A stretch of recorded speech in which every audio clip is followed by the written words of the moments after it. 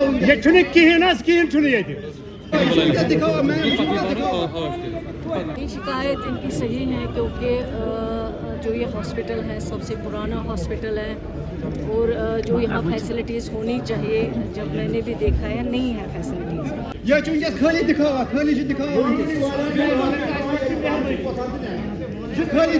ये छुने स्कीम छुने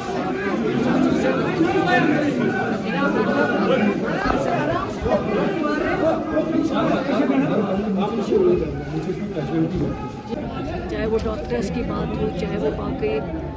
जो भी पॉसिबल होना चाहिए यहाँ पे, चाहे बेड्स की बात हो, वार्ड्स की बात हो, ईसीजी की बात हो, एक्सरे की बात हो, जो चीज़ें एक हॉस्पिटल में अवेलेबल होनी चाहिए उन चीज़ों की कमी है। लेकिन इसमें थोड़ी दिक्कत ये भी है कि इसमें क्रिएशन नहीं है, ऑलरेडी क्रिएशन जो पोस्ट्स की हैं वो इस हॉस्पिटल में नहीं है। सबसे पहले हमें वो चीज़ करनी है और इंशाल्लाह मैं इनको यहाँ यकीन दिलाना चाहती हूँ जो ऑनरेबल चीफ मिनिस्टर साहब की हम सब की कमिटमेंट है, इस सरकार की कमिटमेंट है कि लोगों को हम एक साफ शफाफ जो है सरकार देंगे, लोगों के मुश्किलात जो हैं उन मुश्किलात को हम हल करेंगे।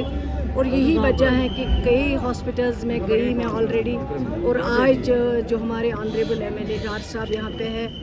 उन्होंने कई बार मुझे कहा है इस हॉस्पिटल के बारे में, यहाँ क्या क्या परेशानियाँ हैं लोगों को, क्योंकि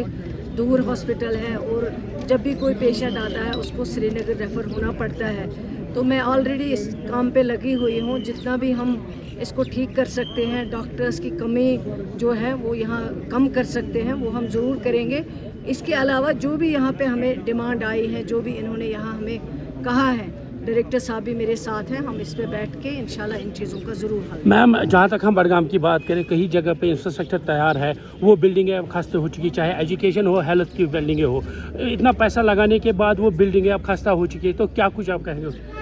ये बिल्कुल सही बात है। पिछली बार मैंने एक रिव्यू मीटिंग ली थी, उस रिव्यू मीटिंग में मैंने खुद रिकॉर्ड लाया था, जिस रिकॉर्ड में मैंने ये पता किया है कितने डिपार्टमेंट्स ने हेल्थ सेक्टर में बिल्डिंगें बनाई हैं और उन बिल्डिंगों को लावारिस छोड़ा हुआ है, उनको फिर बाद में ना हैंड ओवर किया ना टेक ओवर किया इन्होंने। तो वो एक बहुत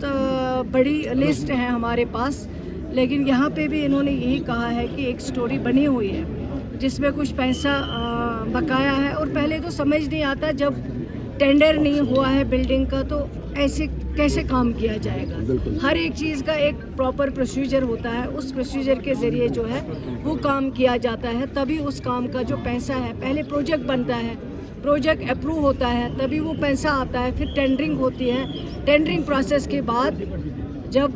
कंप्लीट होता है उसके बाद काम होने के डिपार्टमेंट पैसे दे देता है। लेकिन यहाँ मुझे ये कुछ और कहानी बता रहे थे कि ऐसे ही बिना टेंडर के काम हुआ। अब डीसी साहब भी हमारे साथ यहाँ थे, मेरे डायरेक्टर साहब भी यहाँ हैं, रिव्यू भी लेंगे, उस पर बात होगी और हम पता करेंगे कि कैसे बिना टेंडर के ये काम हुआ है। लेकिन अब ये काम हुआ है, जितना पैसा इस पर लगा हुआ है हम इसको ज़रूर डिपार्टमेंट को कहेंगे कि इसको हैंड ओवर कर लीजिए और जो बाकी पैसा है उसको भी देने की कोशिश